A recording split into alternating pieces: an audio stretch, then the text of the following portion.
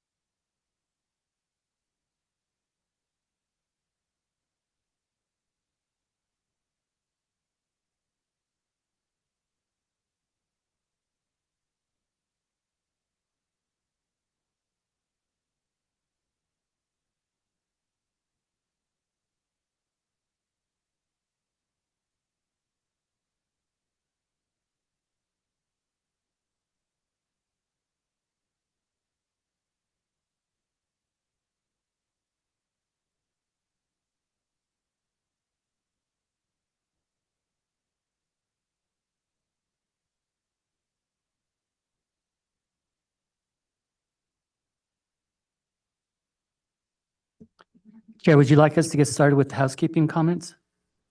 Please. Thank you for participating in today's meeting. Please do not connect to Zoom or teleconference while in the room, and please silence all devices. Click on the globe at the bottom of your screen to select either English or Spanish. Public comment will be taken after each item. If you are in the auditorium and wish to comment, please use the iPads located in the lobby. For meetings in other locations, please complete a blue speaker card and provide it to a South Coast AQMD employee. Speakers may be limited to a total of 3 minutes or less for all agenda items, and times may be shortened to ensure all speakers can be heard. A countdown timer will be displayed on the screen for each public comment. More time will be allotted for Spanish translation that is not simultaneous. For questions or issues on public comment, please call the public advisor at 909-396-3247. That's 909-396-3247. Please adhere to the speaker time limit and treat others with courtesy, civility, and respect. Failure to do so can result in your mic being muted or you being removed from the meeting. Be aware that this meeting is being recorded. By participating, you are authorizing recording of audio and visual content presented during the live event and consent to subsequent use of the recording in the public domain by South Coast AQMD. Gracias por participar en la reunión de hoy.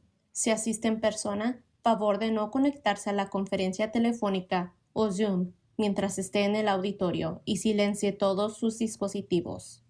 Haga clic en el icono de globo en la parte inferior de su pantalla para seleccionar inglés o español. Se recibirán comentarios públicos después de cada punto de la agenda. Si está en el auditorio y desea comentar, utilice los iPads ubicados en el vestíbulo. Para reuniones en otros sitios, complete una tarjeta azul para su comentario y entréguela a un empleado de South Coast AQMD. Los comentarios serán limitados a un total de 3 minutos o menos para cada punto de la agenda. El tiempo límite puede ser reducido para asegurar que se puedan escuchar todos los comentarios. Se mostrará un temporizador de cuenta regresiva en la pantalla para cada comentario público. Se asignará más tiempo para traducción al español no simultáneo. Si tiene preguntas o problemas sobre cómo hacer un comentario público, llame al asesor público al 909-396-3247. Eso es 909-396-3247. Respete el tiempo límite y favor de tratar a los demás con cortesía, civilidad y respeto. De lo contrario, es posible que se silencie el micrófono o que sea retirado de la reunión. Tenga en cuenta que esta reunión está siendo grabada. Al participar, usted autoriza la grabación del contenido audiovisual presentado durante el evento en vivo y acepta el uso posterior de la grabación en el dominio público por parte de South Coast AQMD. Okay, listos, we ready here? Good morning, everyone. This is the April 19th, 2024 Hybrid Mobile Source Committee meeting of the South Coast Air Quality Management District. I'm here in Diamond Bar with Mayor McCallan and joined by staff. We have an agenda in front of us, board members, with 8 items for today's hybrid mobile source committee meeting. So I'm opening up that agenda, and we'll start with a roll call, please. Mayor Pro Tem McCallum, Here. Supervisor Mitchell, Supervisor Perez, Here. Councilmember Rahman, Councilmember Rodriguez, Here. and Chair Krakow. Here. So, good morning, everyone. Good to see you. The first item and second item are informational items where I think we're getting presentations today. Items 3 through 5 are written reports. And then we have some of the formalities there at the end with items 6 through 8. What I propose to do then is start with item 1, unless there's any comments or desire to move things around from the other board members.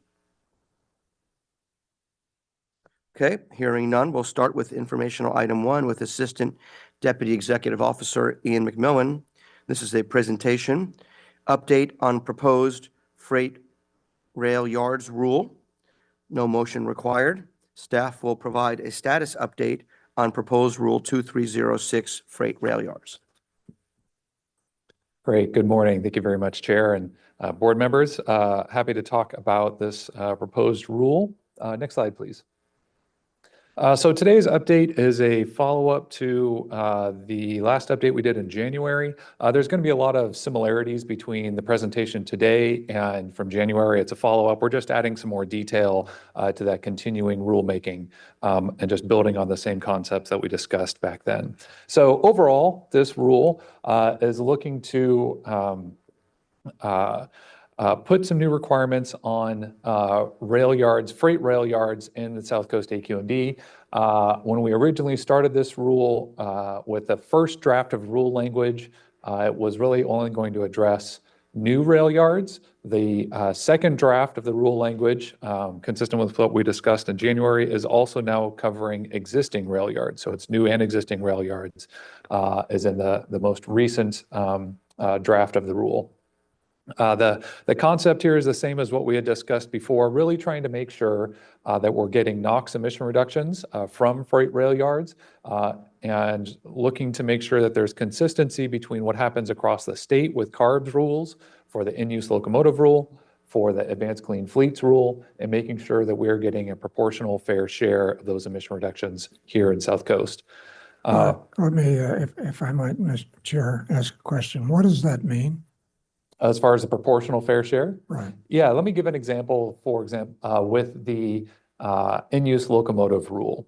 So that is a statewide rule that applies to railroads across the entire state. About 20% of emissions that are from rail activity under that rule are in South Coast AQMD. So if they have to meet fleet-wide targets statewide, it's possible that they could meet those emission reductions largely outside of our basin. What we want to do is we want to make sure we're getting a proportional share. If they're getting a 50% reduction outside the basin and only 30% in the basin, need those reductions here the most. We have the most environmental justice communities. We have the worst regional air quality. We need those reductions here. Is that clear? Thank you. Great. Mayor McCallum was itching to ask that question. Following up on Mayor McCallum's question, the 20% that you just gave, that's coming from modeling as part of what we know and also a part of the background for what CARB did? Yes, exactly. We're pulling a lot of our information from those existing CARB regulatory impact analyses. Yep.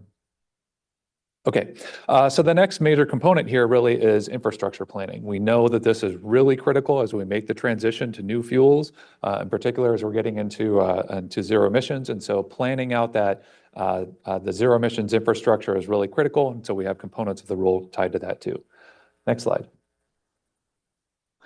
We do know that flexibility is really key for a rule like this. And so what we're looking at, and I'll talk more about this in future slides, looking at not just locomotives and trucks, but also other kinds of emission sources and allowing emission reductions to come from some of those other sources if that's what the railroad chooses. And what this can do is it can also actually bring potentially additional emission reductions that wouldn't be captured in our region without a rule like this. So for example, if a railroad decided to reduce emissions from cargo handling equipment, there isn't a regulation that is driving new emission reductions there just yet. And if that's what they want to do, that can actually get additional emission reductions that wouldn't be seen otherwise.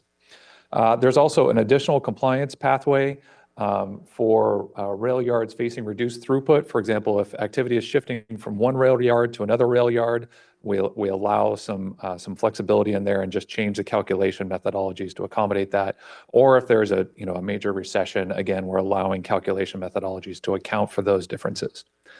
Next slide.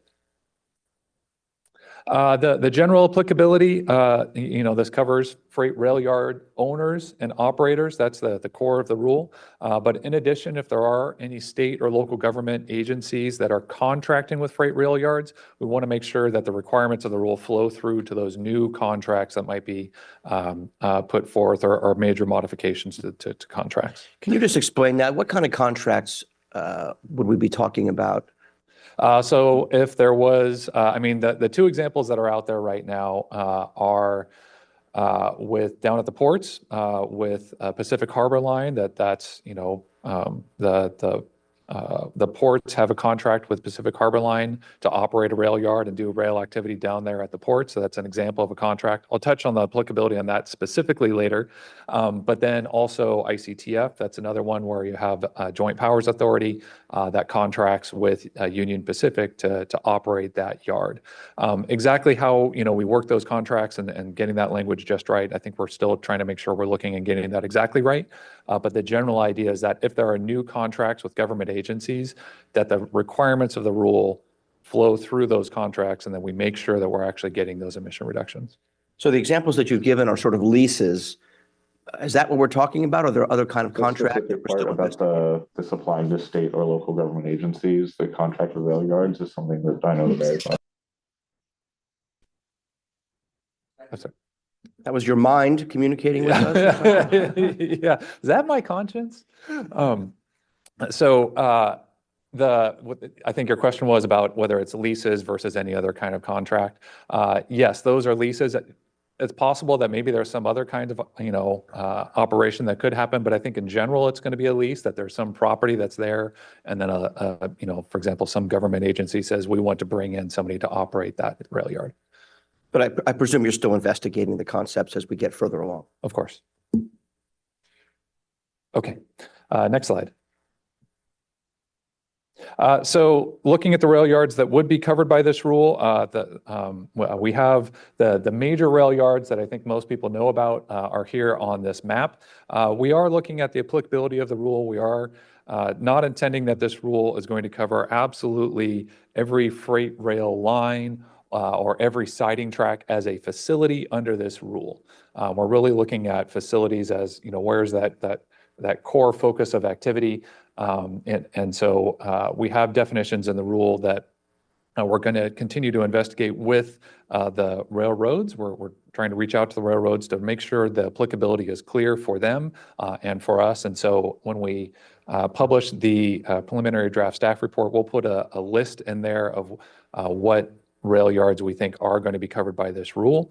Certainly, it also is going to allow, if there are new rail yards that come along, of course, that will be caught under the rule as well, under the definitions. Next slide. Oh, there you go. Yeah, you can control yourself. Okay. Okay, so looking at some of our recent activities, so we did have a working group earlier this week, and this was really to introduce the second draft of the rule language that's going through these concepts that I'm discussing now. We did get some stakeholder feedback. A lot of it just asking for some clarifications on, what are the detailed calculation methodologies. There's certainly support for looking at zero emission infrastructure, but we're expecting that we're going to continue to get more feedback as we go along. We also, of course, are meeting outside of working groups, with industry, with environmental groups, community groups, et cetera. And, we look to continue to get feedback in whichever forum people are comfortable with. What's the engagement been like from the two Class 1 railroads? We know that they're definitely paying attention. I think what they've wanted to see is this language, the rule language, come out. I think that that matters. That was just released recently. We are reaching out to them to try to set up some meetings. Well, we're hopeful that they're going to be willing to discuss this with us. But we'll see. Next slide. So I touched on some of this before. So looking at rail yards, there are multiple emission sources at rail yards. There's the locomotives and the drayage trucks highlighted there in yellow. They're highlighted because, again, that's where there are CARB regulations that are going to drive additional emission reductions into the future. There is cargo handling equipment, transportation refrigeration units. Many of those TRUs are operated by third-party, trucking companies, but then the railroads also operate some of their own rail car TRUs. And then there's other minor amounts of miscellaneous equipment as well. A lot of this activity goes into and out of the yard, but some of it stays right there at the yard itself. And we're really looking again to reduce emissions consistent with CARB regulations, but allowing emission reductions from any one of these mobile sources at a rail yard. Sorry to keep interrupting, but No. I know this is helpful for the board members to get feedback and perhaps for the public too. So looking at these sources on the little chart here, if you could just give us a thumbnail, let's talk about NOx primarily. What percentage of, if you're looking at the whole pie, do these different sources have, Ian? Just if you can just give it to us, an approximation. I don't have the numbers off the top of my head, but what I can say is locomotives is definitely the largest fraction. Trucks would be the next largest fraction. And then you're looking down at cargo handling equipment, TRUs, and then everything else. But it's the locomotives is the dominant fraction. Trucks is a sizable slice, and then you go from there. Okay, thank you. Okay, next slide. So just overall, here's trying to put the rule into a single slide. Again, we're looking at having NOx emission reduction targets for each individual freight rail yard. So looking at that top line, what are these targets? We have 3 different targets that we're laying out in the rule. The first target is really tied specifically to the projections and the regulatory impact analyses from the CARB rules for in-use locomotive and for advanced clean fleets. What we do know with those 2 regulations is those regulations themselves also have flexibility in there. So you can have some projections, but maybe they do this way, maybe they do it that way, and it's hard to know until you actually get there. So the second target is to look at what is actually happening as long as it's compliance with those regulations, but to allow that other pathway that is still compliant, then we build our targets off of that. And then again, that third pathway, in many ways, is sort of captured in the first ones, but what happens if you have reduced throughput, again, through some recession or something like that, that then this allows still a calculation methodology to accommodate that. With reporting, it's really tied to, in those green boxes, some initial reporting to get some baseline information, both about their emissions and their activity, and then also on their infrastructure. What are their plans for zero emission infrastructure? And that's going to vary from site to site. Then we have later milestone reporting, the regular check-ins. How are they doing on their emissions as far as compliance? And then how is that zero emissions infrastructure installation going? Okay. And I know we're basing a lot of our work on the very aggressive CARB regulations for both locomotives and for the heavy-duty trucks, which you just described as the 2 big sources that we're talking about at the railroad. So there are already these very aggressive regulations there. What's your understanding on the regulatory posture of those 2 rules? My understanding is both of the rules at CARB are subject to litigation right now, and that litigation is still pending. So CARB's not totally out of the woods on those until the litigation is over and resolved in CARB's favor. And then also both of those rules still require waivers from the federal government. Are those the 2 big steps towards full enforceability of both of those rules? That's my understanding, yes. Is that an accurate depiction of it? That's my understanding as well, yes. There is supposed to be a hearing on the litigation regarding the locomotive rule sometime this month.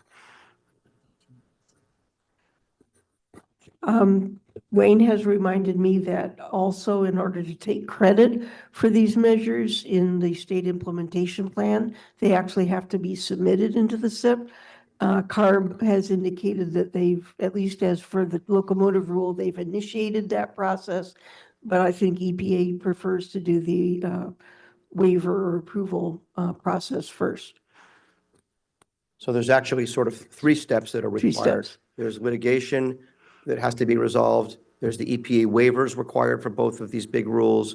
And then ultimately the rules have to be incorporated and approved into the SIP by EPA. Thank you.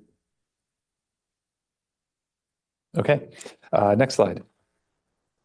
So this goes into a little bit more detail on the options. I kind of described this already. Option one for the target is looking at the projections from the regulatory impact analyses. Right now in the draft rule language, we have some X's in a table, X%, but it really is just making sure we have those numbers precisely right. We're checking with CARB.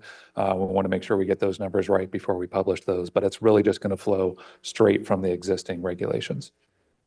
For the alternative target, again, this is looking at how does actual compliance working across the entire state, make sure that we're getting our fair share. So what this does require is additional reporting. If a railroad chooses to use this option, we need to know what's happening on average statewide.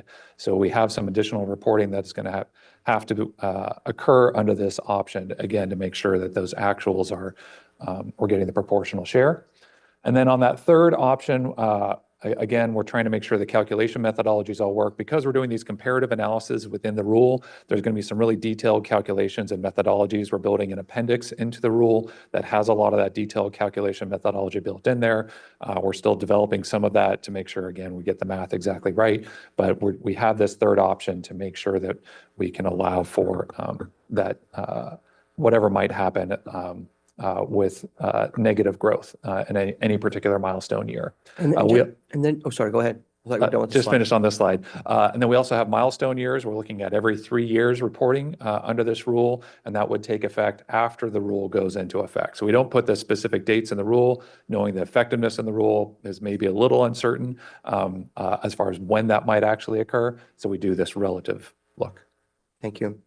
And with the idea, just following up on the last question, once this rule is adopted by our board, we would also want to put this rule into our state implementation plan as well. Is that the idea? Yes, and actually we have a provision in the rule that says it would not become effective unless and until EPA approves it into the SIP. Thank you. Next slide. So we do have some exemptions in the rule. One is, again, looking at low activity, or is there something that is just really a siding that, is just storing some cars for a long-term basis. It's not really a rail yard, and we're trying to make some distinctions there. So we'll have some throughput exemptions, as well as, looking at whether it's intermodal activity or switching activity.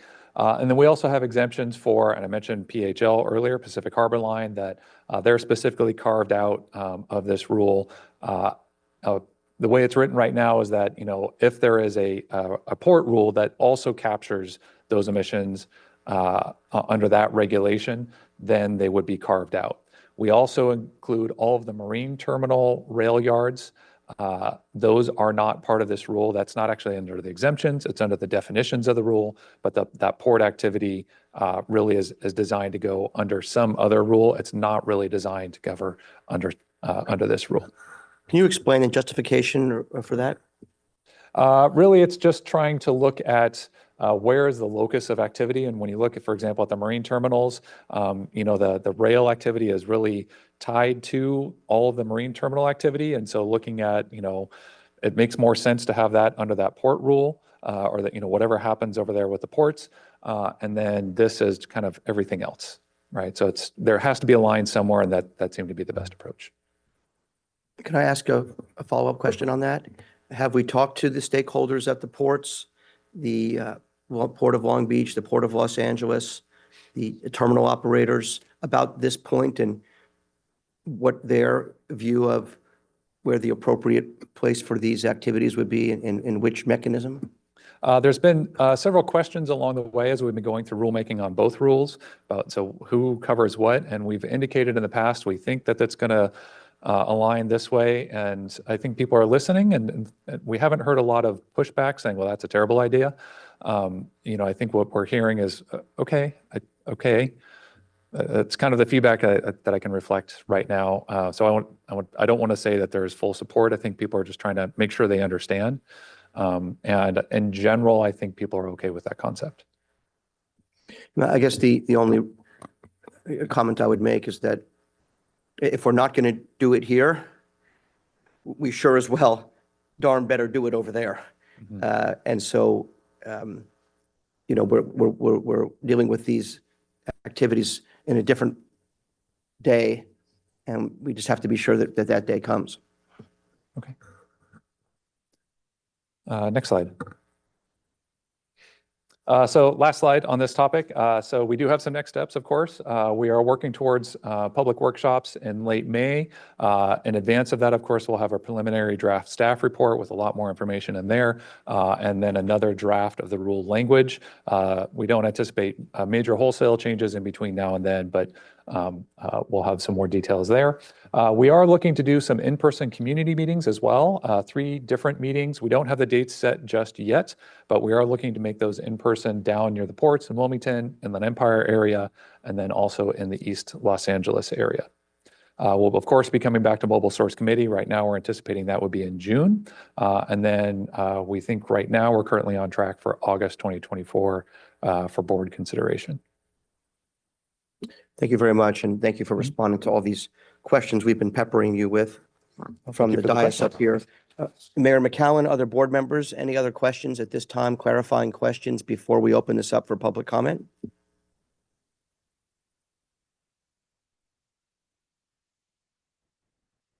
Okay, we'll go to public comment. We have speakers in the room as well as potentially some folks online. We'll start with Mr. Fernando Gaitan from Earth Justice. I see him on the right hand side of the room here. Thank you, Fernando.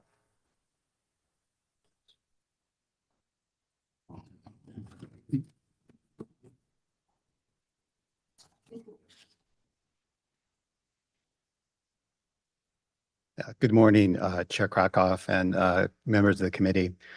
Fernando Gaitan with Earth Justice. I want to start by thanking staff for a very well-organized and productive working group meeting earlier this week.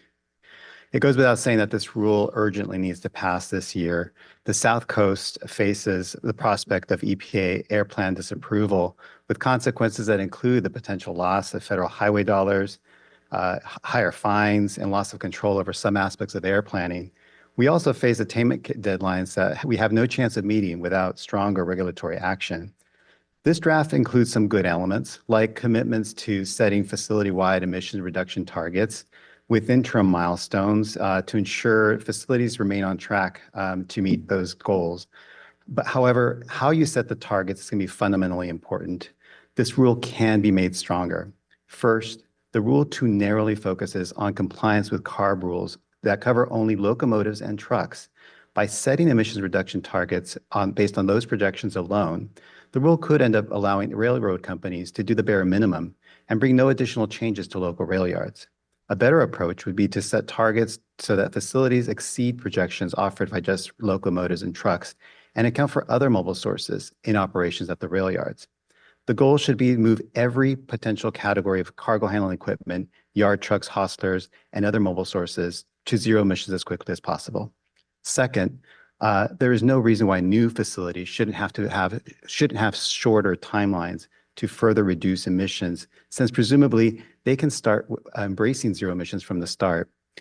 Third, zero emissions infrastructure planning and deployment should be required in the rule. For example, any facility seeking alternative emission reduction targets should be required to demonstrate a clear pathway to zero emissions operations by committing to charging infrastructure to support electrification of other mobile sources attracted to rail yards, in addition to locomotives and trucks. Also, we realize that facilities can be fined for not complying, but failure to meet targets and reporting obligations should lead to payments into community advised funds earmarked to further help catalyze the transition to zero emissions operations across the region in order to protect communities. The very entities that have lagged in transition to zero emissions should not be allowed to turn around and ask for public subsidies to help them correct violations. Finally, reporting should be publicly available and the methods for capturing that data and monitoring open to public review and scrutiny. We look forward to working with staff to strengthen this rule, and thank you very much for your time. Thank you, Fernando, and I know staff will work with your organization on responding to these comments. Next. Christian Tapia Delgado from Pacific Environment.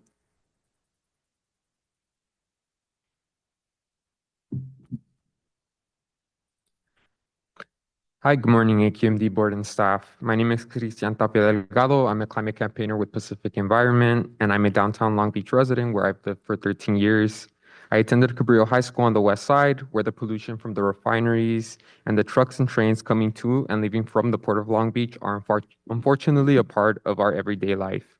These polluting sources are the reason why so many folks in my community suffer from various health and respiratory diseases, and why the South Coast Air Basin has remained an unattainment for federal clean air standards for decades now.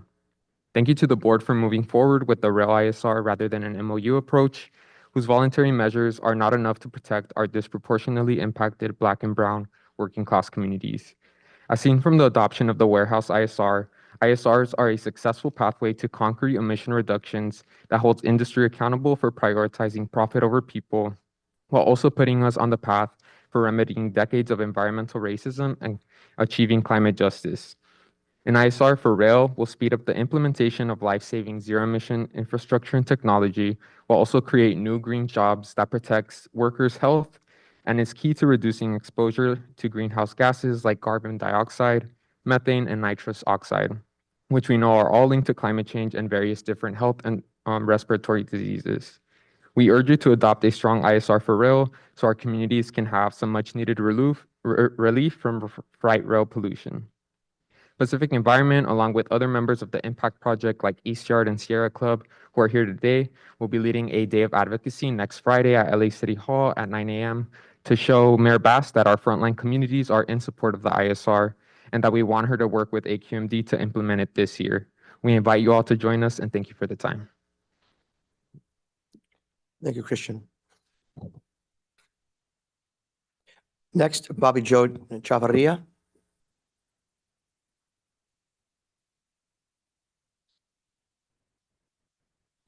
Good morning. My name is Bobby Jo Chavarria. I am representing the Sierra Club on the Clean Transportation for All campaign. I do want to thank staff and the board for considering this rule.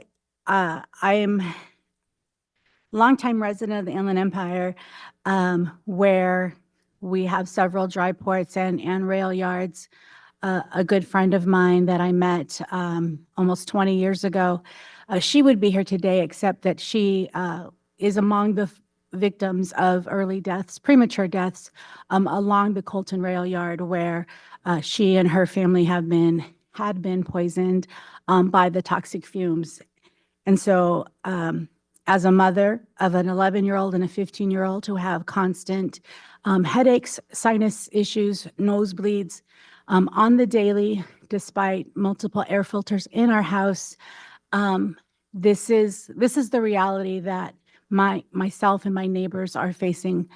And my cousin missed my wedding because her newborn son was on a ventilator because of the perhaps pollution and conditions living in Ontario alongside the 60 freeway. So this is really near and dear to my heart for many years and for many reasons. My mom also moved out to Fontana some 25 years ago and had a recurrence of her childhood asthma, and now has been fighting on the daily asthma attacks as she lives in Colton now. So we've known for decades that the rail yards are gravely harming frontline communities. I am frontline community, my family, my friends, my neighbors, we're all frontline community members. And And ironically, one of my first jobs was working for Union Pacific Railroad, offloading. I wasn't the offloader. I did data management and scheduling, but I helped offload new vehicles coming from Detroit at our rail yard in Miraloma. So I'm familiar with the industry. I'm familiar with the idea that there are a lot of executives who make a ton of money and a great livelihood on the backs of their workers and on the backs of the community. And so I would urge as strongly as possible that this rule be implemented, that we fight every step of the way. And again, really appreciate the steps that the AQMD has been taking. So thank you for your time. Have a great day. Thank you, Bobby Joe. Next is Darby Osnaya.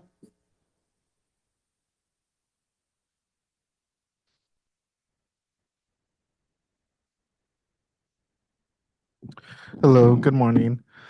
Darby Osnaya here from Southside Colton.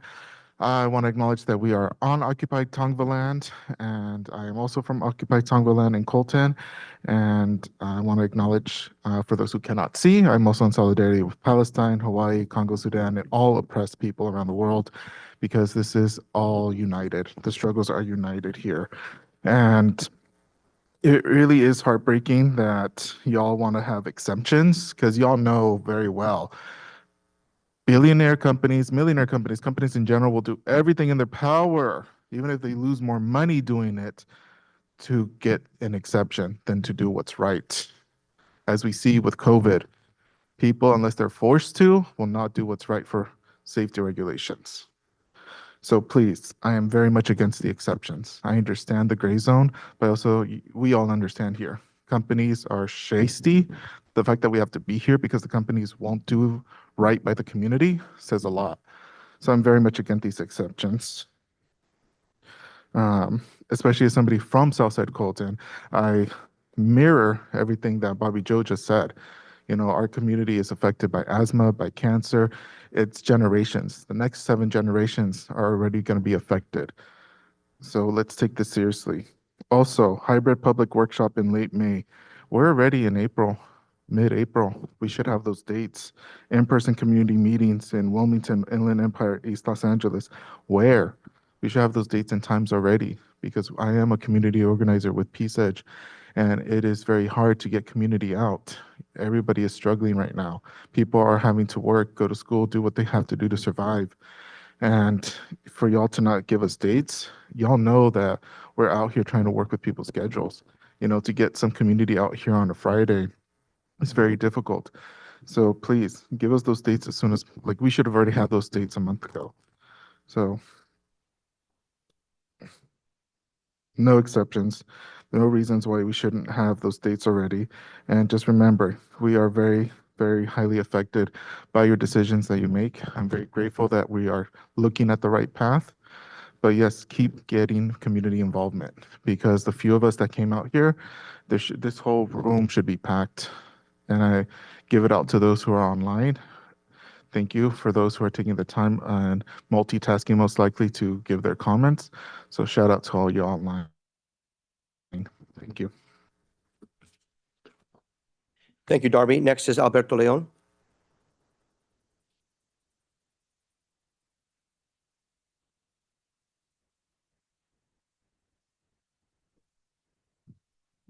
Buenos días a todos. Mi nombre es Alberto León Vázquez. Soy de la comunidad de San Bernardino. Y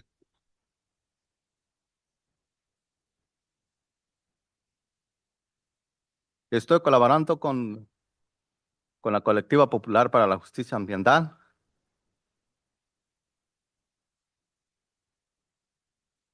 Vení a ellos porque vi la necesidad de lo que está sufriendo a la comunidad en donde vivo.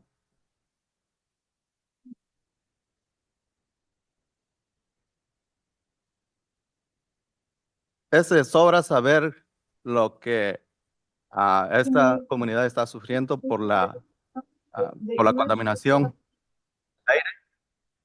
On the Zoom.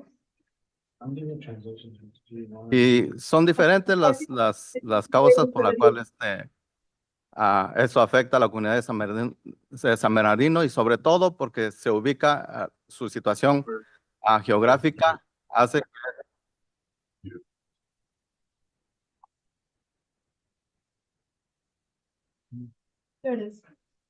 Y parte de este gran problema son las locomotoras, por mencionar una de ellas.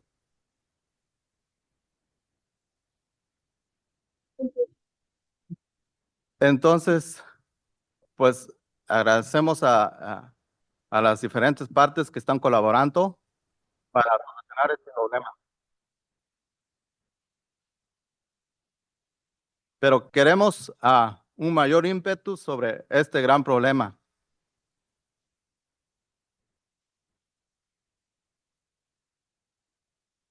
Porque por mencionar, por ejemplo, una de las tantas situaciones que se han presentado en mi comunidad,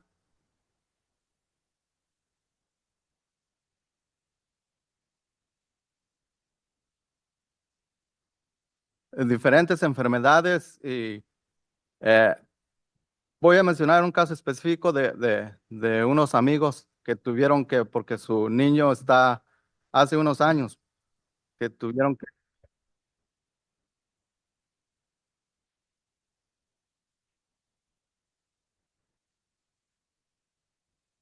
lamentablemente tuvieron que moverse de ahí de San Bernardino porque por esta gran contaminación le empezó a dar asma a su niño.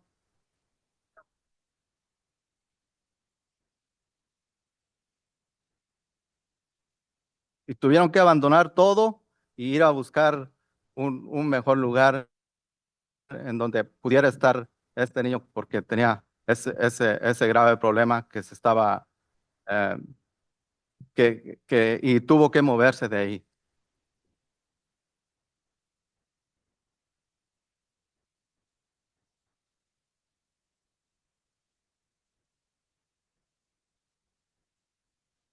Pero es un solo ejemplo de tantas que he visto porque yo soy residente de San Bernardino por más de 20 años, entonces sé el grave problema que ha causado esto.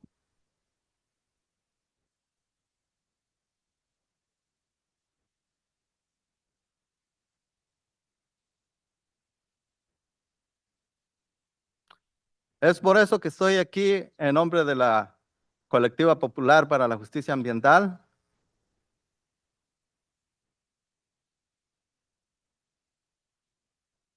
para que exhortarles que las diferentes agencias o dependencias que que están trabajando sobre esto le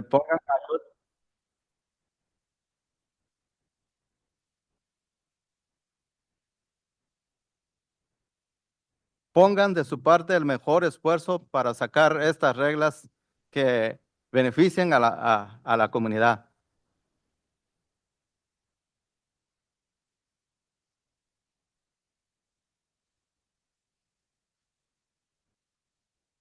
Muchas gracias. Thank you, Alberto. Staff, at the amount of speakers that we have in the queue and recognizing we have a second item and then we have another committee, I believe, after this today, would it be appropriate to go to 2 minutes? Yes, you may also want to close the queue or announce that the queue will close shortly. We're closing the queue right now, and we'll go to 2 minutes. I do apologize. Sometimes it happens at these meetings, but you have our full attention. Thank you, Alberto. We'll go now to Whitney Amaya.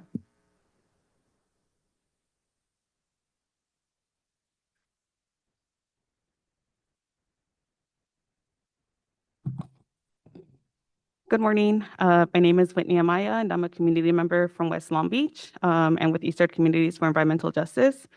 So I'm here, one, thank you to staff for all the hard work on this so far. Also grateful that this is an ISR and not an MOU. And also just the fact that I think there's been so much delay in this rulemaking already. I think you've heard stories of how this impact our communities. I think whenever I say I'm from Long Beach, I don't just say Long Beach generally, I say West Long Beach specifically because of all of the different contaminating sources that are in our community, and it all adds up. So when I'm looking at how the rule stands currently, I don't think that it's strong enough.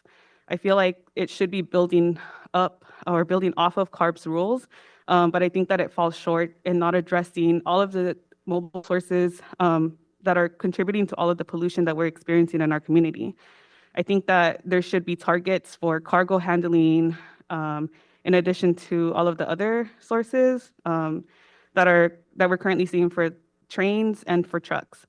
So I'm hoping that as we move forward in this rulemaking, that it's not optional for these different emission sources, for rail operators to reduce emission sources in these areas. In addition to that, I think it's been decades that our communities have been asking for zero emissions. So that shouldn't be an option either. I think, as Fernando from Earth Justice mentioned, when we're thinking about new rail yards that are being constructed in our community, it shouldn't be a question whether there's zero emission or not.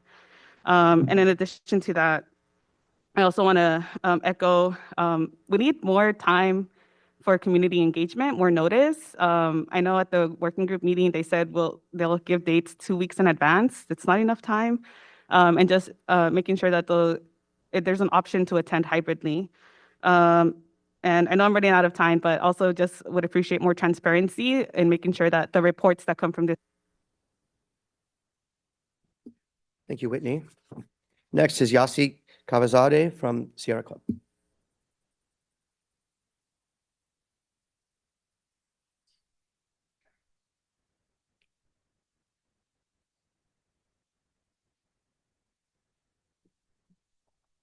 Good morning. Sorry for running quickly. My name is Yasi Kavazadeh. I'm a field manager with Sierra Club. And I want to just shout out, this month is in celebration of our Earth. And I'm excited to be representing a national organization alongside local environmental justice groups and the Pacific Environment Group targeting shipping industry and realizing the importance of goods movement emissions reductions as a whole. Just echoing what Fernando said earlier, we need higher emission reduction targets outside of what CARB is mandating. We know that the railroad industry has used communities like the Inland Empire, West Long Beach, many others across the region as basically stomping grounds to continue aging equipment, aging locomotives, no higher standards for their equipment. And that's why this agency is so important to mandating the strongest indirect sources rules under the Clean Air Act, because all eyes are on this region. Historically, we are building a legacy for the next generation, and we can't do that alone. So we're going to continue showing up.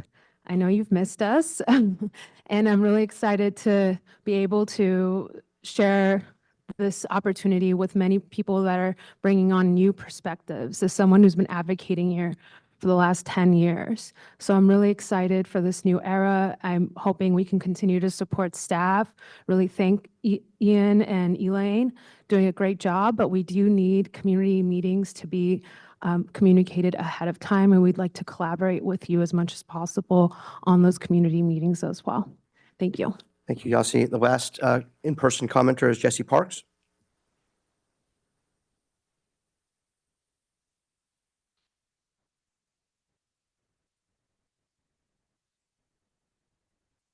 Hello, staff. My name is Jesse Parks. I'm here as a resident of South Coast Air District, a UCR senior and a future Trojan at USC's Urban Planning Master's Program.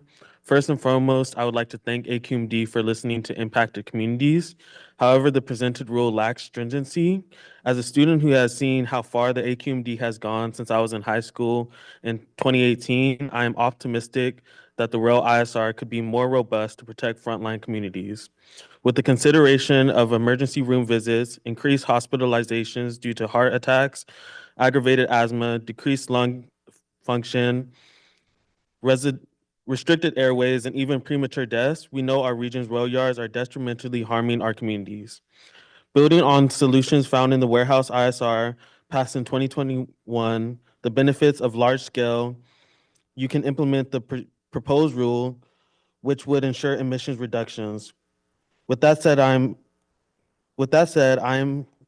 am saying community members sincerely urge you to strengthen the rule in the next month.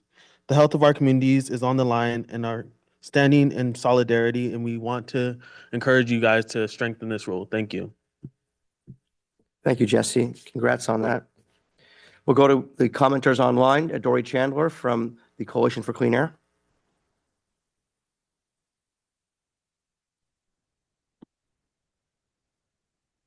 Hi, good morning. My name is Dory Chandler. I'm with the Coalition for Clean Air. We are grateful for staff working diligently to get the railroad ISR moving forward and believe that this body has the capacity and authority to pass a strong rule. Given that federal intervention is imminent, South Coast AQMD must achieve every emissions reductions it can. The consequences of inaction present major risks to both community health and the regional and national economy. South Coast AQMD's own legal analysis determined that the district can regulate railroads as an indirect emission source. AQMD has had the authority to adopt ISR regulations at least since 2010, when the Ninth Circuit Court of Appeals confirmed the authority of air districts to adopt ISR rules, and the Supreme Court allowed the rule to stand. The authority is granted to regional air districts precisely because you know the local implications and challenges that require regional leadership to facilitate these rules. The proposed rail yard ISR language has some major weaknesses that we would like to see addressed. We believe the rail ISR must and can go above and beyond what is required by CARB. There is currently no enforcement mechanism in the proposed rule. We need enforcement for the rule to be effective. Will provisions of the rule, like annual reporting, delay the ability to take timely enforcement action? We would like to understand more about what benchmarking means regarding establishing emissions reductions targets. What are these emissions targets based off of? There is also the potential for delayed emission reductions due to deferred equipment retirements. What actions can a district take to require early action ahead of US EPA SIP approval? This rule is absolutely necessary for our communities in the basin to have clean air to breathe. We are excited to see you all build a strong rule and to do this without delay. Thank you. Next, we'll go to Marvin Norman. Hi, Marvin.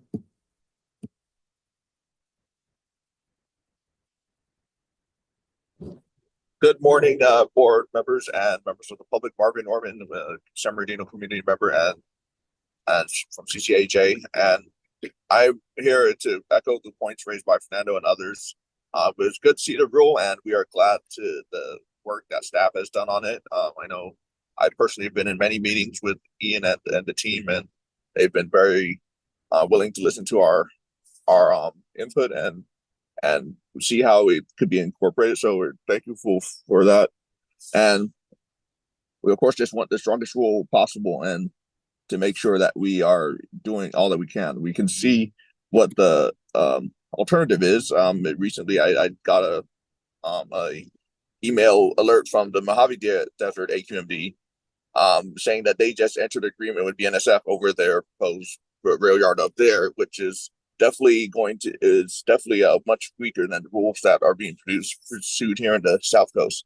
So we can see where the things would have happened if we would have stayed with the MOU process instead of South Coast standing up and asserting its authority back to this rule. So thank you for that. The other thing I would point out is that once again bring up that we're talking about trains, and we've had several studies on electrifying the rail yard, the whole, not just the rail yards, but the railroads as a whole in Southern California, going back to at least the 90s. I hear there's one from the 70s, and the Metrolink did one in the 90s. SCAG did one in 2008 or so, and others have been done more recently. So I'd encourage you guys to dust them off and see how it could be incorporated, because when you are making investments for charging, you could also just make investments that enable the trains to charge while they're moving and eliminate even more of the emissions. And recently, High Speed Rail said that BNSF could use their wires that they're building between LA and Fullerton, so we could build off that. Thank you. Thanks, Marvin.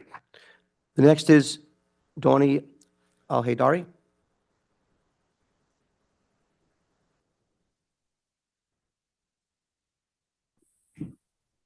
Hello, AQMD board members and staff. Happy Friday. My name is Danielle Haydari, and I serve as Climate Campaign Manager of Advocacy at Pacific Environment.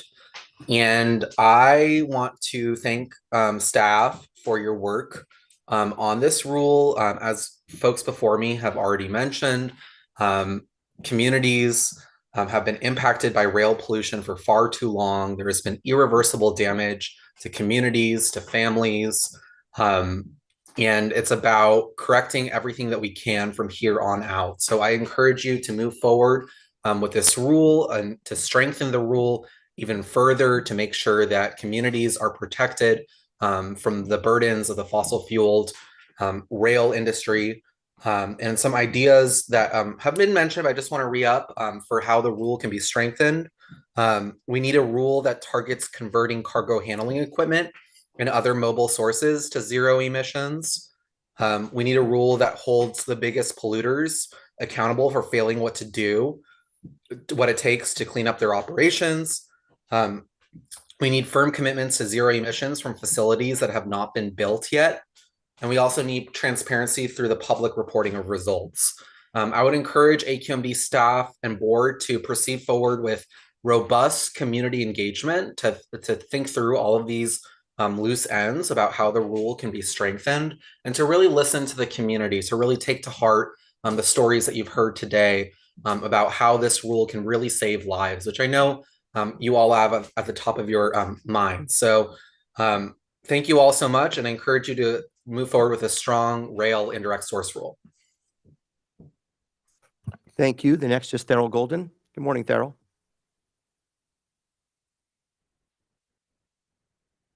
Good morning back to you.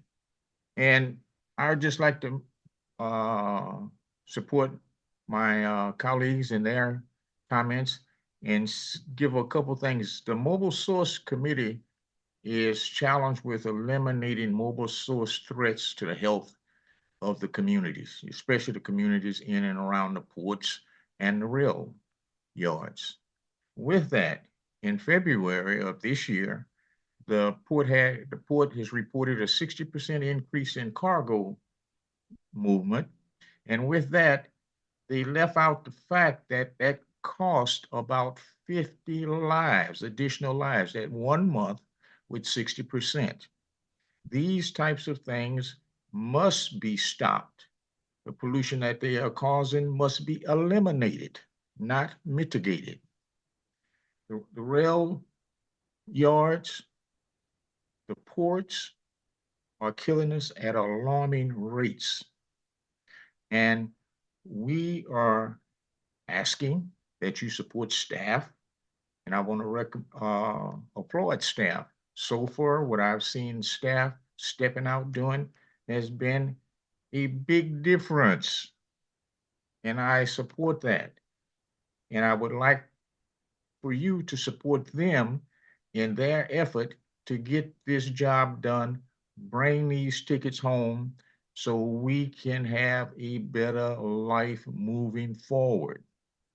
The premise here is, for me, is that how I see the system currently working is more in likened to Jim Crow. The big business come in and say, hey, people's lives go down the toilet, we don't care. That must stop. And we have to be able to stand up and say that to them. And I want to thank you. Thank you, Thurl. Next is Chris Chavez.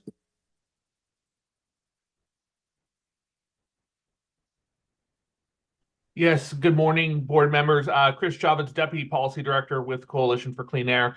I want to echo the comments of my colleague, Dory Chandler, and the other environmental justice advocates. We completely agree that there needs to be a strong ISR this year, but believe that the proposals before you could be stronger.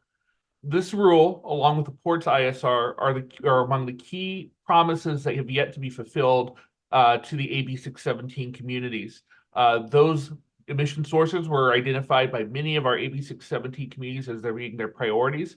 And this really is a big part of their community emission reduction plans. Rail is often portrayed as being inherently cleaner than trucks. The truth is a little bit more complicated than that. Many of the locomotives operating within the South Coast Air Basin are US EPA Tier 2 or below. These highly polluting locomotives can remain in operations for decades and be rebuilt to their old specifications. Additionally, That argument overlooks the impact of the many pieces of cargo handling equipment and other activities on the rail yard. As a result, the communities near rail yards are highly impacted by localized pollutants, and they experience health impacts, a degraded quality of life, and a shorter lifespan. To be clear, we appreciate the district staff and the board members for pursuing an indirect source rule and all the hard work that goes along with it. This effort has taken decades to reduce. Rail yard pollution has taken decades, and having been around for the past 7 years of that effort, we truly are on the cusp of having this transformative rule finally in place. But we really hope that AQMD uses this opportunity to really push the envelope and get something in that protects the public health of these communities. Thank you. Next, we have Al Sattler. Okay, good morning. Thank you. Thank you to the staff. I echo, comments that have made earlier. One thing I want to definitely see you moving forward with rail electrification, and obviously the next agenda item implies that you're at least thinking about that. And for a different mobile source, definitely do more to clean up the boats and the ports, and that's not quite within this agenda item. Canary Media had an article just April 9th about an electric tugboat coming to San Diego. And I think that that's an example that says that more can be done here. I mean, San Diego obviously doesn't have anywhere near the air problems that we do here. So that's, we need to move forward on there. Thank you very much. I'll be quick. Bye. Yeah, I think there's a rule at CARB for harbor crafts like that tugboat. Next, Trish Clay.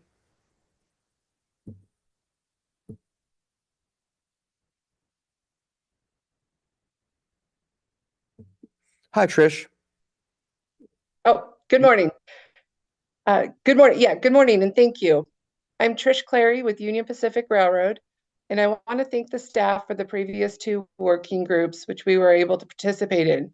We've reviewed the preliminary draft language released this week and look forward to seeing the completed rule language along with the methodology details.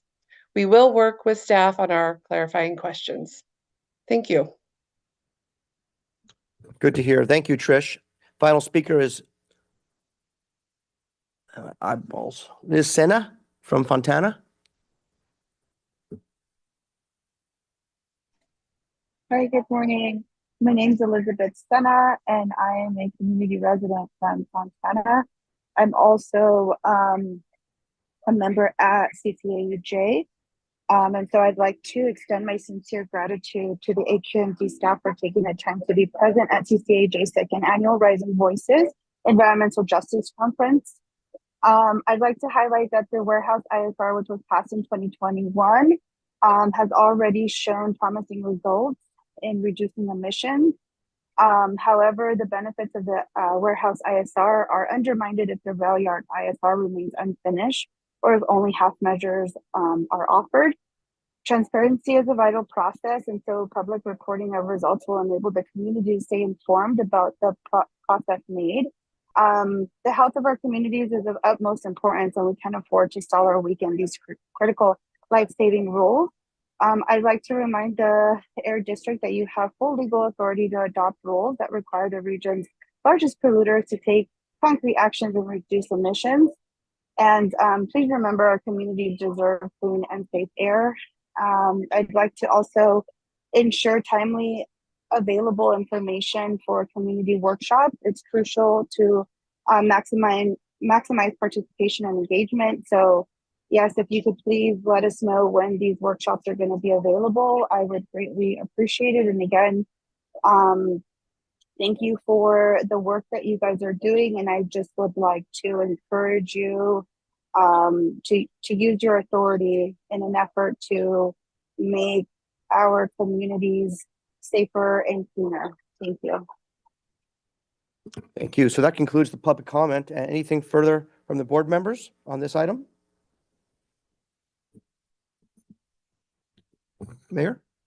Thank you very much. I just want to say I'm encouraged by the approach that staff has taken on this, and I would encourage the Class 1 railroads to get involved and participate in this rulemaking. Thank you. Thank you, Mayor. Other comments from the board members? Hello, Chair Krakow. I just wanted to also thank staff for taking very concrete steps forward on this effort. We're really encouraged by the progress made and very, very excited to continue engaging with the community and hopefully with the railroads. Thank you, Councilmember Rahman. Other comments from the board members? Mayor Rodriguez? Thank you, Chair. I just wanted to express my appreciation to staff and the continued engagement from the community stakeholders on this important effort. I'm hopeful to hear and encourage engagement by the rail stakeholders as it is seemingly lacking thus far. So hoping that will be changing in the near future. Thank you.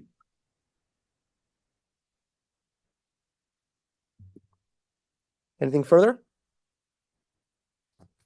Thank you very much, everyone. We'll move on now to item 2, zero emission infrastructure. Deputy Executive Officer Dr. Reese is going to present on this one. No motion required.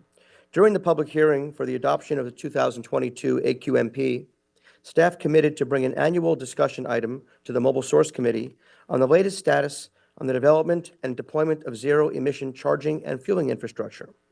This presentation will describe key current activities by other agencies and South Coast AQMD related to this topic. Thank you. Good morning, Chair Krakow, members of the committee. So my name is Sarah Reese. I'm the Deputy Executive Officer for Planning, Rules, and Implementation here. And as you mentioned, I am going to give an update on zero emission infrastructure today. Next slide, please. In the interest of time, I'm going to try to get through these slides succinctly because I know time is short. But as a quick background, our 2022 Air Quality Management Plan required that we pivot towards the adoption of zero emission technology whenever and wherever feasible across all sectors. It's really the only way we're going to get the magnitude of emission reductions that we need to be able to attain the standard. Similarly, for statewide climate goals, a pivot towards zero emission technology is required as well. So for both of those, we need to just have massive emission reductions on all fronts. And when we adopted the AQMP, we did commit to come back to this committee annually, reporting on the status of zero emission fueling and charging infrastructure, which is absolutely essential for the successful deployment of these technologies. Next slide, please. So we have a control measure in our 2022 AQMP. It's a MOB 15. It's supporting acceleration of zero emission infrastructure development through a work plan. And I'm not going to go through all these elements here, but you'll see with things like, assessing zero emission infrastructure needs, assisting in funding needs, identifying policies required, collaborating with local utilities, looking towards the equity lens and making sure that solutions are both equitable and affordable. We don't play front and center in a lot of the solutions for zero emission infrastructure. That really belongs to other agencies, but we can play a facilitating role. And so as I go through these slides, providing some context as well as where, the kinds of things that we can do to play and to help convene and facilitate this development. Next slide, please. All right, the next few slides are just going to give a little context as to where we are. This slide is showing some charts from California Energy Commission reports. They are required every 2 years to develop a report showing progress in terms of meeting the statewide zero emission vehicle goals. And so this is a chart showing for both medium and heavy duty vehicles as well as light duty vehicles, the amount of chargers required over time to support the number of zero emission vehicles would be around. And you can see that there's a really sharp ramp up that's going to be required. So where we are in 2023 compared to where we need to be in 2030 and 2035, particularly on the medium and heavy duty side, requires a lot of charging that needs to be put in place. Similarly, we have a ramp up on light duty as well. The one thing I will say here is that this report predicts that there would be over 71,000 job years through 2035 created as a result of all of the infrastructure build out that would be needed to support these zero emission vehicles. Next slide, please. This is giving you a little context of the scale of zero emission charging needed. I will note that this chart is not to scale because we have kilowatts on the passenger vehicle side. We go up to megawatts on the trucks, and megawatts are 1,000 times bigger than kilowatts. But it gives you an idea of just how much charging is going to be needed for typical charging stations for both the passenger vehicles, medium-duty trucks, and the Class 8 trucks. Class 8 trucks are huge, and so they require a lot of power. And we compare it to the power required for the powering the Empire State Building. It's equivalent to what a typical truck depot would look like. Next slide, please. I mentioned the we don't play front and center. Next slide. Thank you. We don't play front and center, but there's a lot of other agencies that do play in this space. And so California Energy Commission, CARB, the California PUC, CAISO, which is the entity that is in charge of high voltage electricity transmission in the state. We have the governor's office, GoBiz, that facilitates, development, economic development, but also is looking at the zero emission infrastructure. And then, of course, our local utilities that are providing power in the region. Next slide, please. There's been a lot of activity in this space. And I think our issue is that we're a little concerned about coordination, but a lot of things are happening. Many, many reports are being generated. I won't go through this whole list here, but there's a lot of good stuff that's going on. A lot of this has happened since, if not most of it, since the adoption of our 2022 AQMP. Next slide, please.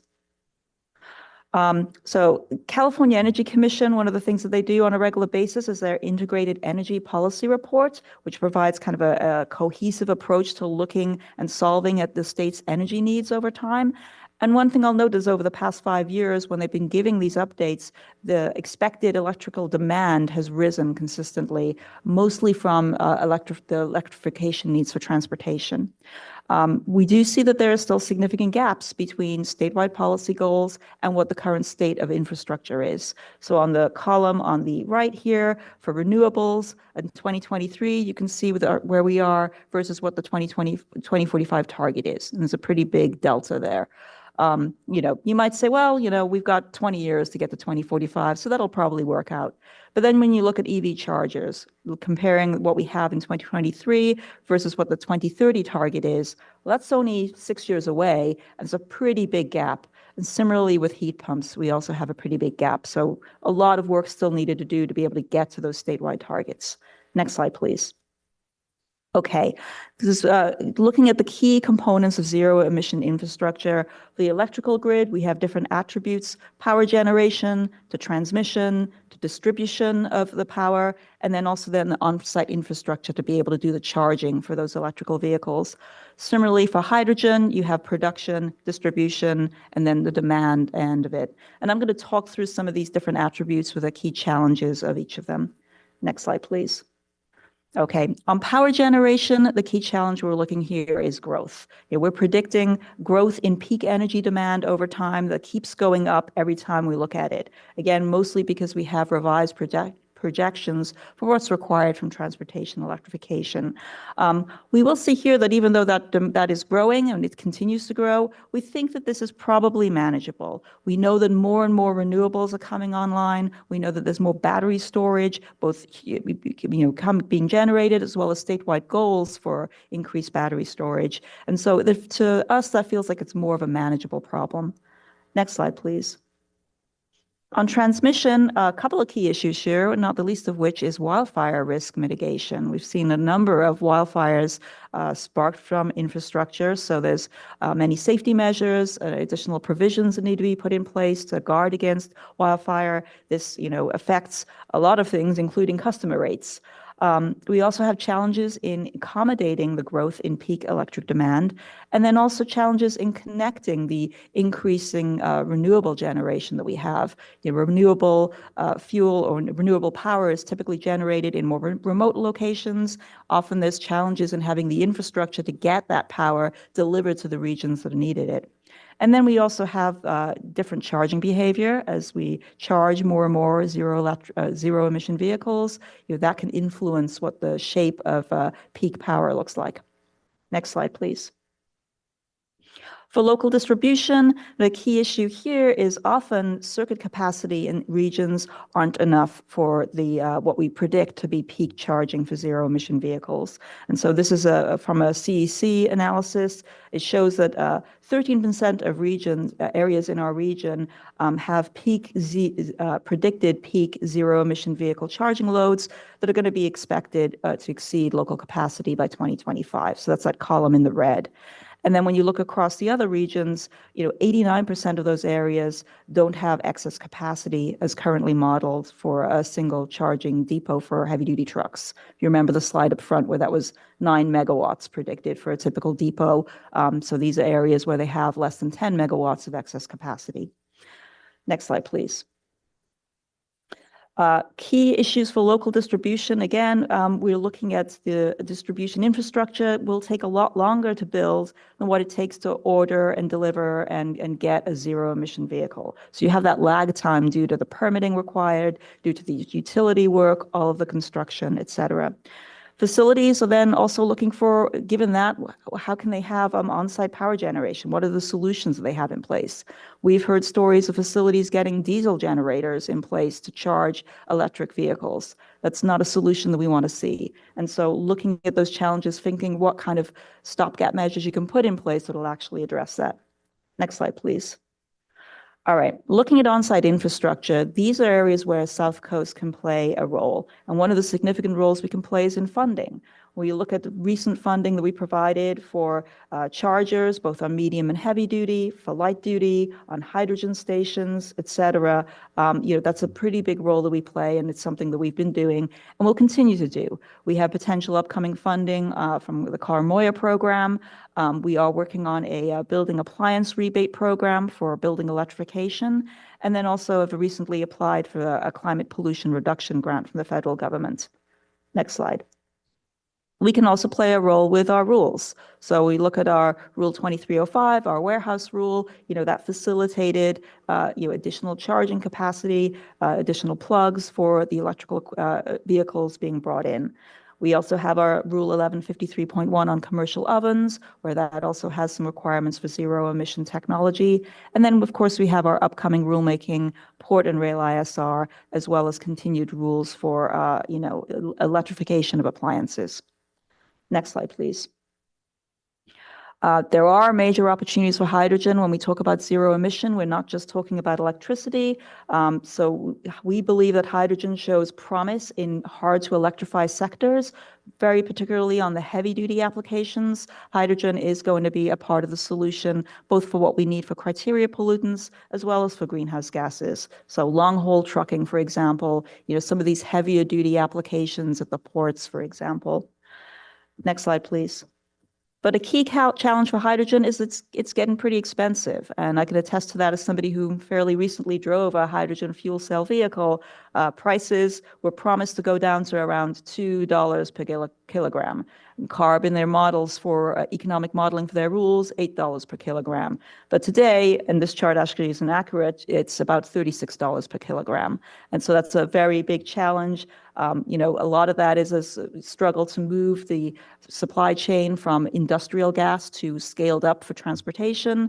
I think these challenges can be overcome, but it's going to be taking some time. And then also the costs of zero emission infrastructure is it's going to be costly, and it's uncertain what those costs are going to be.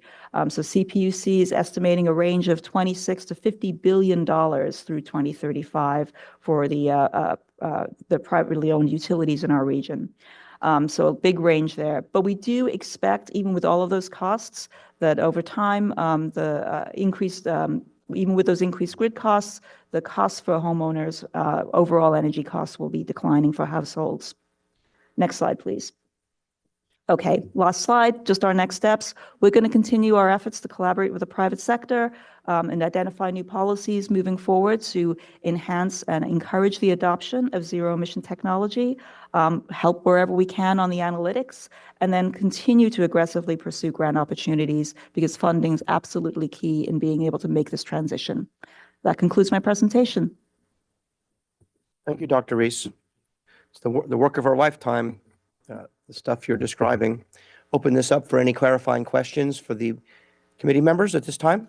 Mayor McCallum?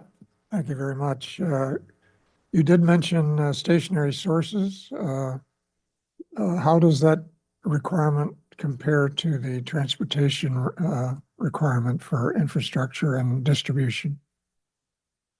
Will be increasing, as we increase the pressure on our stationary sources to go zero emission. Yeah, this is Ian McMillan. That's correct, that there's similar pressures on the building electrification side as there is on transportation electrification. So it just adds to that overall Well, load that's not needed. just buildings, on business, small businesses also. Yeah, the commercial sector as well, correct. And how does that compare to what the transportation requirements are? I don't have those numbers off the top of my head, but they are on the same order of magnitude. Thanks. Other clarifying questions or observations from the committee members at this time? Supervisor Mitchell, good morning. Good morning, Mr. Chair, and thank you. I'm constantly reminded about, in my role here at AQMD on the Metro Board, about, infrastructure being able to keep pace with our policy changes. And as I looked at the slide that showed all of the upcoming rules regarding electrification, I'm reminded about something that we're consistently hearing in the working groups, which is the need for the CPUC to allow the utilities to proactively upgrade the grid in anticipation of, full electrification of everything for everybody. So I'm wondering if you can give us an update on that, their actions, and comment on whether we're playing a role to support those changes at all. Yeah, thank you. CPUC has built in those scenarios in their general rate case. And so that's the thing where they're kind of predicting and looking at those targets and evaluating, what that all looks like. But, I think we can all still see that there's many, many challenges. And right now there's a lot of pressure points where we're not seeing things kind of keep up with the models, for example. So while CPUC has that in place, I think it's still some area where we need to continue to engage and work on. And I hope that we will. Thank you. Thank you, Supervisor. I see Mayor Rodriguez. Thank you. Really appreciate the report. This is something that I've been, along with my colleagues, requesting for some time, is to really put front and center the issue of infrastructure availability, capacity, forecasting, and to the Supervisor Mitchell's points as to the utilities having flexibility to be proactive. I would really look at this presentation as alarming to me when I see some of the stats. 89% of areas don't have existing excess capacity for the typical single truck charging depot. Every rule that we look on the horizon and everything we're talking about is moving towards greater electrification, but we see slide after slide indicating how woefully behind the forecast is. So I would just say that as we continue to try to do our part to put innovative policy at the forefront of our consideration, we're really challenging our friends at the CPUC and others that have the policy levers to ensure that these issues are addressed. I'd be interested in having representatives at our retreat talking about issues relative to how Edison sees this, how those in the hydrogen space, and revisiting this presentation and seeing what role. I know there was a slide about all the myriad of agencies that are in this space, but while this is in our primary area of having literal policy change that we can do to fix the problem, we can certainly sound the alarm or lend a hand toward reform, particularly at CPUC. Because we can continue to put the rules in place, but we can't shut our eyes to the reality that at the pace that we're going, the rules that we are aspiring to are not going to meet the reality of what available capacity there's going to be. I appreciate the consideration. Thank you. Thank you, Mayor Rodriguez. Staff, Wayne Astry, did you want to respond to Mayor Rodriguez tying this together with the retreat a little bit? I know we're still putting together the agenda for the retreat. I understand that there is going to be some discussion on some technological feasibility issues at the ports. I know we're still working on that. These are a lot of the sort of same issues in dealing with infrastructure. Any thought on how we can incorporate a little bit of this in education into our retreat? Yeah, thank you, Chair Krakow. Last year at the board retreat, we did have representatives from CEC, CPUC, the utilities, and I think they gave us a good perspective on what it is that they're trying to do. This year, we're actually going to have representatives from energy providers, including hydrogen, and looking at the infrastructure, getting to the very point that you're making, Councilmember Rodriguez. So we're going to address those. I think it'll be exciting. I think the challenge, though, as you so ably put it, is that this isn't really our primary role of authority. And so we really are, from the perspective, urging, cheering, cajoling, pushing forward on all of those agencies so that we can more quickly implement the zero emission transition. And we're also doing that not just amongst ourselves, but in conjunction with a whole host of other agencies, including other agencies and CAPCO within the state, and then on a national basis, also working with national entities to address the infrastructure crisis, frankly, that we see in terms of not only what we are trying to accomplish, but what the Biden administration is trying to accomplish. So a lot of effort, a lot of focus, and I hope a very informative board retreat coming up next month. Thank you. So we can talk more about this then, Mayor Rodriguez?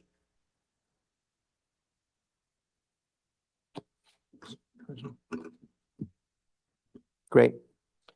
We'll move on to Los Angeles City Hall, Councilmember Rahman. I wanted to actually look back at slide 3 on the presentation, which I thought was really informative. I don't know if we could see that again, but it had a set of steps around assessment,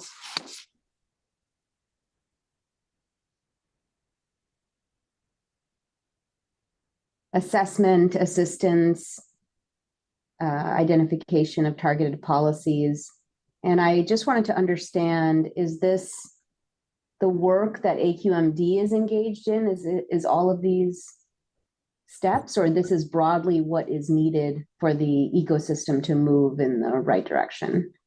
If it is that this is AQMD's steps, I'm curious about how this works within the organization, because we don't see this as much at the board meetings. Yes, thank you, Councilmember Rahman. So you're correct. I mean, this is a control measure in our 2022 AQMP. So this is a AQMD work. And so staff work in various ways. It's not as front and center in front of the board because it's not like a rulemaking, right? This is just a general work plan, and multiple divisions within AQMD participate to work on this. So it's everything from, participating in working groups, perhaps commenting on policy reports, looking for funding opportunities, identifying where there's needs, and then trying to seek to fill that gap. So there's a lot of different activities that are going on in this area, but it is part of the control measure that we have for our 2022 AQMP. Great. And I think, for someone who is very deeply engaged with the LA City utility and with environmental conversations in LA City, I think in being more engaged on this process would be useful in ensuring that we're doing more within LA City to achieve these goals. And so I think I'm happy to reach out to you offline or perhaps at the retreat, which I'm very, very excited about, but to understand how we as board members can drive our respective jurisdictions towards our shared goals. Because I think without us also using our authority in other ways, those numbers, as you said, Mayor Rodriguez, are very, very stark. And frankly, feel insurmountable. But I think if we can all use all of our power, we can get there. Thank you. Thank you, Council Member. Yeah, and of course, at Los Angeles City Hall, at DWP, and their role so important, particularly with regard to the Port of Los Angeles. Carlos Rodriguez. Yeah, thank you. Just the last slide, and I do appreciate Councilmember Rahman bringing that slide back and then providing clarification. If we can go back just for a moment to that, I would say if, as we just heard from staff, that this is within our scope of the AQMP, I see 8 slides that I'd like to have a presentation in the future on to understand what space that we see on current, ongoing, and upcoming activities. Where are we, as from the staff standpoint, involved with each of these eight areas? Just great to see that laid out in the slide. Would like to drill down a little bit more, get an appreciation of what we see on the horizon of activities or opportunities for us in each of these spaces. So that's something that we, if we could bring it back here at some point, or to the board, the governing board, would be eager to see slide 3 in each of these points unpacked for us in the future. Thank you. Thank you. And I know that you chair the technology committee, Carlos, and a lot of these are sort of technology issues. So maybe that could be a venue also, but maybe we can talk to the board chair about this and staff and figure out, because it probably does deserve more than just this discussion at Mobile Source. It's so important to executing all of our work, not just here, but at CARB and the Transportation Commission and everywhere else, CEC, PUC. Anything further from the board members at this time? I would just note that it's 10:30 and Stationary Source Committee should start soon. And unfortunately, we need time between this meeting and stationary to make the transition. Terrific. And I know you have 3 speakers too. Yes, and it's a very important Stationary Source Committee meeting today. So we're going to do that. So we're going to take our comments right now. We're going to open the queue on this one. And Mr. Chair, to inform you, I have 2 members of the public here for general public comment as well. Thank you, Supervisor. So we're going to open the queue online and close the queue. And then on this one, we're going to give everybody 1 minute. I do apologize. We've got an extremely important Stationary Source Committee coming up. We do have an initial public comment here in the room. Jasmine Cunningham from Sierra Club.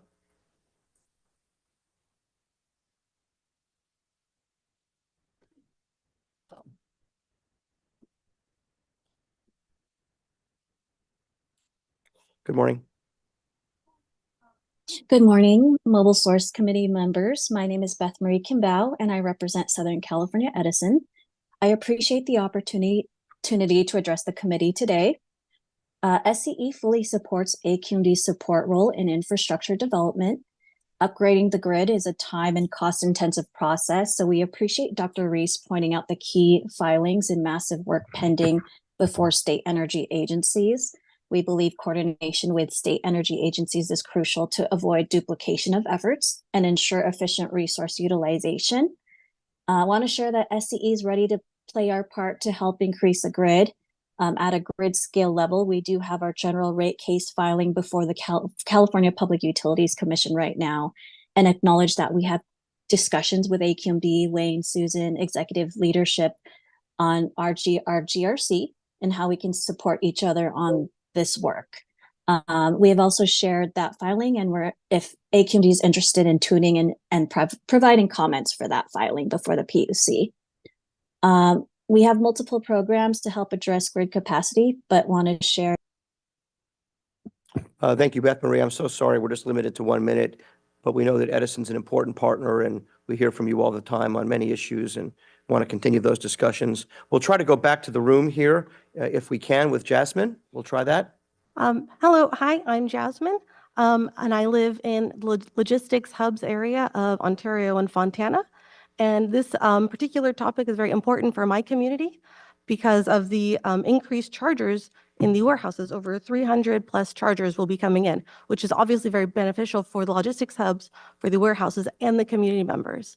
I personally have had an electric car, and one of my main issues was finding a charger. I can go to various public places to find one, but there's maybe one or two. So I really would like to implore you to dig deeper into reaching out to the communities, especially around the logistics hubs, to discuss how and where the placement of these electric charger stations will be and their plugs, and also how they'll affect the community. I personally have family that live in Bloomington, and a lot of times their power will go out, but the warehouse literally across the street or just right outside will still have their lights on. I'm not saying that they are being not prioritized. I'm just saying that there will be issues that should be addressed in that. Thank you very much.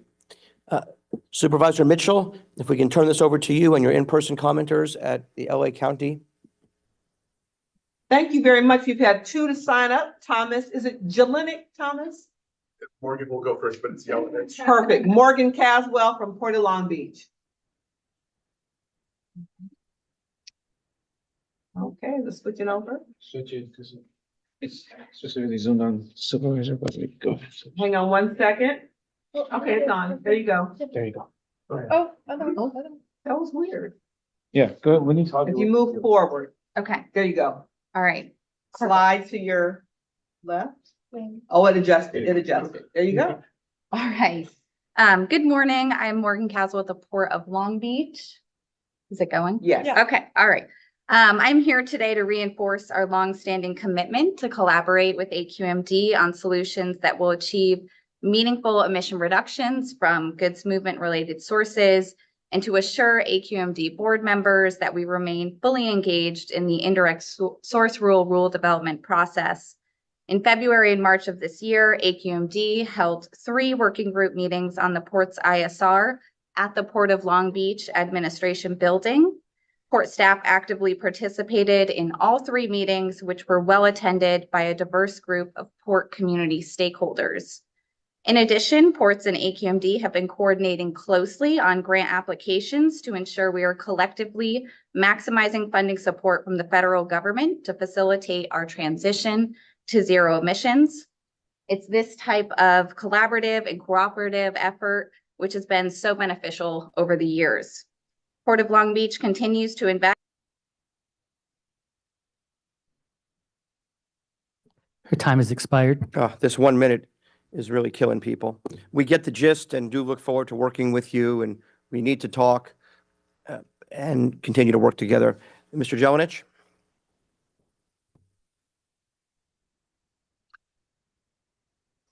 Good morning, Thomas Jelenic with PMSA. Thank you for the opportunity to speak. I think this morning's presentation on the rail ISR is an important example of why we need to do a deep dive of emissions on the port ISR. One of the things I remain concerned with, while Ian did point out that the intention is not to have the same set of emissions subject to 2 different rules, I think that is still where we're headed with the rail emissions. The rail ISR seems to exempt the port emissions, but the geographic scope for the port ISR is rail emissions across the basin. This is a difficult and complex issue, so I ask the chair, the board, and staff to work with industry to try and do a deep dive on emissions from all source categories to make sure that we don't have one rule or one source category that's going to be subject to multiple rules. It simply will not be productive. We will not be successful. And it will actually allow us to know what we can achieve with this rule. Thank you for your time this morning. Thank you. Thank you, Mr. Yelenich. All I would say on that is the way that I interpreted this is that we're trying not to do that. That's the whole purpose here. But really look forward to working with you and your group. And if you folks do want to constructively engage with us, or if you want to do social media campaigns, you have to figure that out. But we do want to work with you if you're willing to work with us. Next commenter is Al Zattler.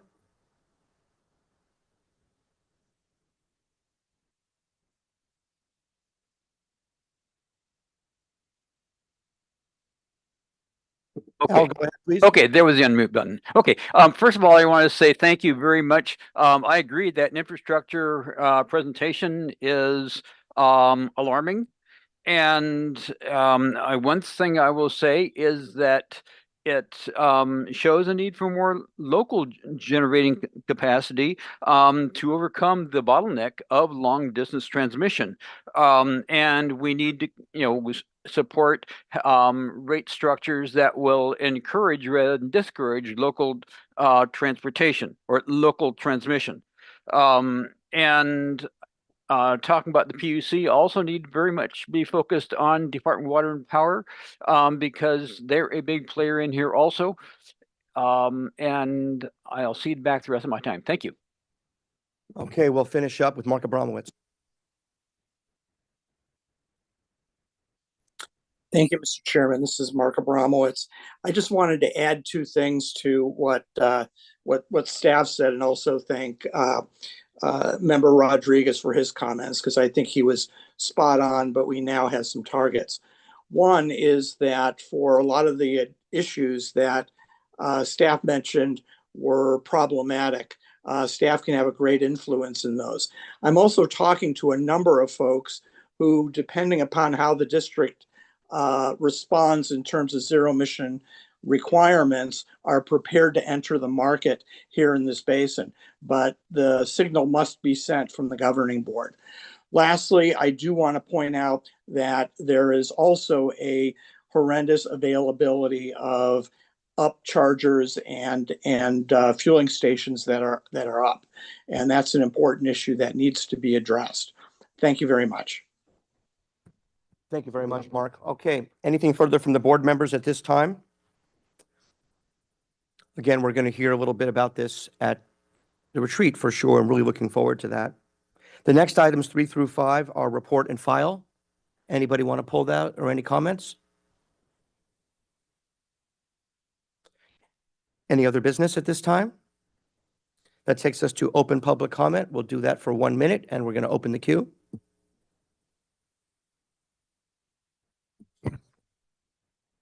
And close the queue. Lisa Wonder.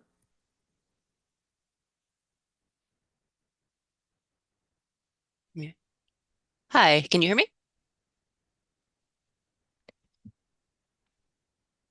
Hello? Go ahead. Hi, Lisa Wonder, Acting Director of the Environmental Management Division at the Port of Los Angeles. We just also wanted to take the opportunity to thank you for hosting the Indirect Source Rule 2304 working group meetings at Port of Long Beach in February and March. The meetings allowed for a diverse set of stakeholders to provide input into the process and to learn more about AQMD's approach, including a desire to gather information about all potential mechanisms to reduce emissions from port-related sources, even those mechanisms that are not aligned with a rulemaking approach and that would provide enforceable emission reductions that could be credible in the SIP. Based upon past experiences, we believe the collaborative efforts are the most effective way to achieve meaningful emission reductions from goods movement related sources that will involve a myriad of stakeholders, both public and private, in complex ways. We are on the forefront of identifying and implementing solutions to address remaining air pollution from these sources, and to create innovative approaches for reducing emissions and develop, demonstrate, and deploy first-of-its-kind technologies. And this application requires an approach that fosters. I'm so sorry you're reading like the Federal Express person because of this 1 minute. I do apologize, Ms. Wonder, but do appreciate the participation from both of the ports today. I think collaboratively and PMSA as well. I think this is a good sign, Wayne, and want to urge you to continue talking to them in whatever venues, establishing those relationships and trying to move forward on that issue as well. And I know we're going to be talking about that more at the retreat. So that's the end of the meeting. I do apologize that we went late. I'm going to turn this over to the very able Mayor McCowan to do stationary source in a few minutes. Our next meeting date is Friday, May 17th, and this meeting